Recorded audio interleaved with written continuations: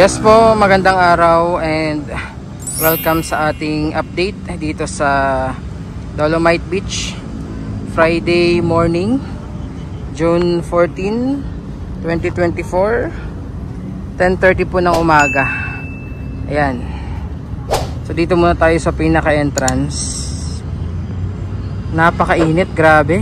Parang hindi buwan ng June. So sa mga naghahanap ng update dito sa Dolomite Beach, ayan po, kitang-kita nyo naman ang linis. So hindi na natin alam kung may mga kalat dun sa pinaka shoreline. So pupuntahan natin. Ayan. So kitang-kita nyo naman, kahit napakainit, may mga nagbibilad at namamasyal pa rin dito, no? Nagbibilad sa araw.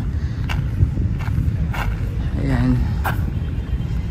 So dito malinis, pero hindi ko sure pagdating doon sa pinaka shoreline, no, kung kamusta yung sitwasyon ng kalat at basura. Okay, so lapit tayo sa dagat.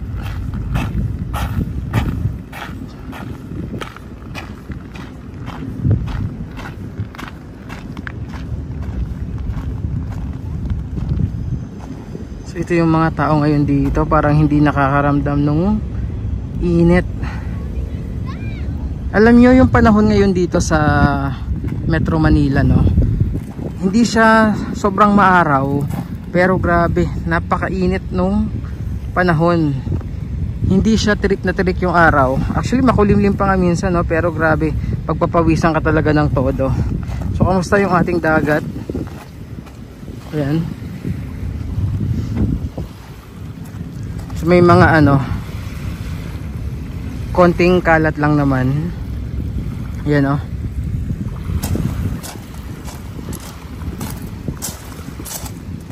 So mga bagong pasok na kalat yan, kasi as you all know, as early as 6 AM naglilinis na yan, oh, yung ating mga Manila Bay Warriors. So ito yung ating beach area dito sa may bandang dagat. So kitang kita yung yung wash in. Ayan. Lumitaw na naman yung mga black sand dito. So yan. Kailangan pasadahan na naman yan ng heavy equipment. Yung dagat natin hindi sobrang linaw, pero malinaw naman, no, ng konti. Yun nga lang, hindi talaga siya consistent. At ang daming isda. Ayan po, tingnan nyo, kita ba sa ating camera? Hindi masyadong kita, pero ayan, madaming isda. Ayan, oh.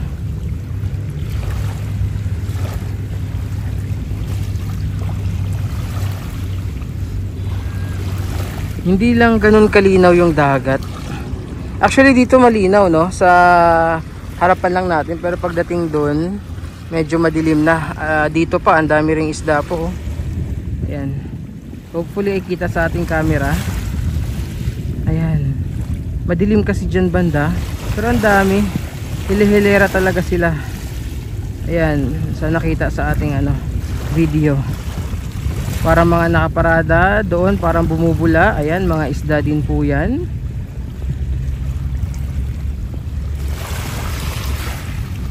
So hindi naman ganoon kadami yung kalat at basura pagdating natin.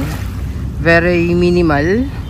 Kung meron mang mga kalat na ganyan, nako po, napaka lang yan, no. Easy lang yan sa ating mga Manila Bay Warriors. Kasi mas matitindi pa po yung mga basura na pinagdaanan nila dito noon as compared dito sa mga kapiranggot na kalat sa ating shoreline ngayong Friday morning. Ayan ulit yung mga isda. Tingnan nyo naman, ang dami. Ayan, mukhang kita naman sa ating video. Ayan, oh. Ba't kasi ayaw nilang lumapit dito sa medyo malinaw na parte ng dagat? Ayan, oh. Dito, oh.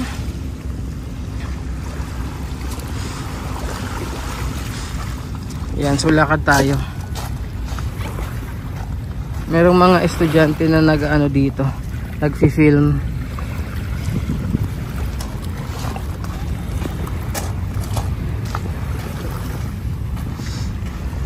Ayan. So ito yung itsura ng pinaka shoreline ngayon. Litaw na naman yung ano, yung black sand.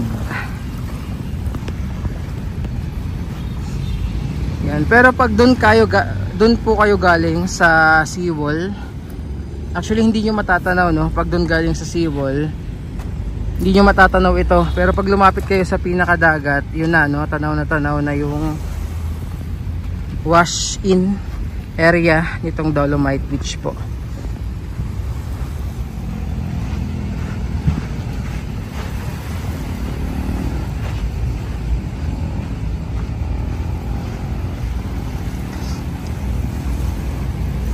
Yan.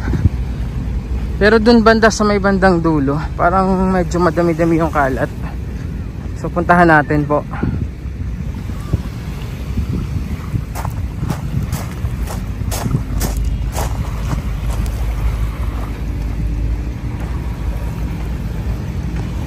Dito parang wala na yung mga ano, pebbles.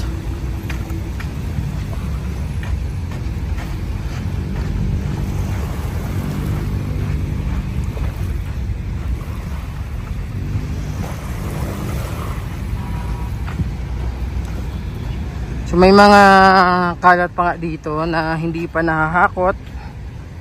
Ayan, andito pa sa ano. Ayan o.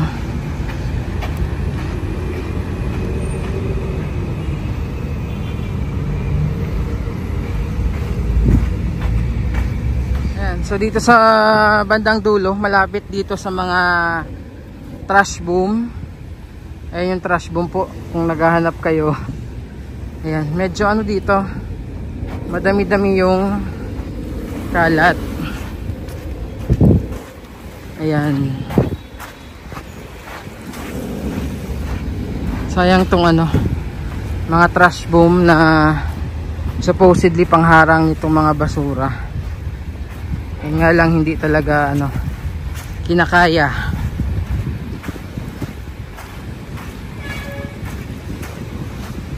So again, itong mga nakikita yung kalat, no, this is basic lang yan sa ating mga ano, Manila Bay Warriors.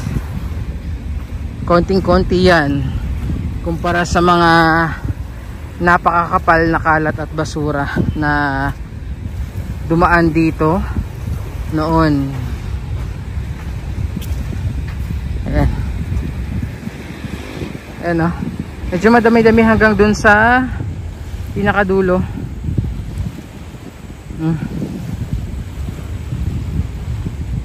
So again, don't worry dahil ano, yakang-yaka yan ng ating mga ano, Manila Bay Warriors.